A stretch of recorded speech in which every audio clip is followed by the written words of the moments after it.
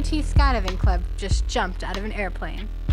It might seem like a wild adrenaline rush, but actually, there's a lot more to skydiving than just jumping out of a plane and pulling a ripcord. Skydivers can control their falls. They can sit, track, flip, fly head down, make crazy hybrids, and even fly over to each other to dock. When you're just falling a few feet, there's not much you can do on the way down. So how is falling thousands of feet through the sky any different? You learn in school that things accelerate towards the ground because of gravity. But when things like skydivers fall for thousands of feet, another force becomes important. Drag! Gravity pulls skydivers toward the Earth. But as we fall, tiny air molecules bump into us. Each tiny bump causes a little bit of force against our bodies. The hit from one air molecule may not seem like a lot, but when you add all those tiny forces up, you get a big force called drag, which pushes up, opposite to gravity. You can feel drag when you stick your hand out of a moving car window.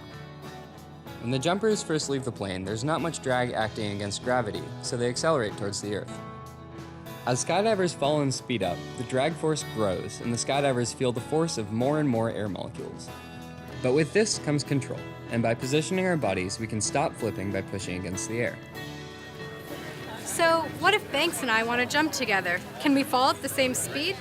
Swathi has a lot less surface area than me, so you'd think that she'd fall faster. But actually, she's so much lighter than me that she has a tendency to fall slower.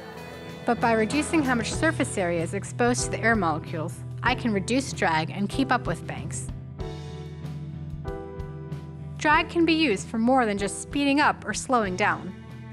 Moving your arms to the side and legs out generates extra airflow at your feet, which pushes your body in the direction it's facing.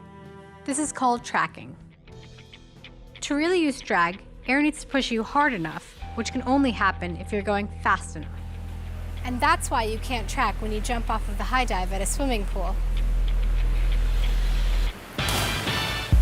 Skydivers can also do things like turn in place to create formations with each other. Other positions like sitting, standing, and head down change the surface areas that jumpers expose to the wind. Since fewer air molecules hit their bodies in these positions, skydivers can reach speeds up to 200 miles an hour.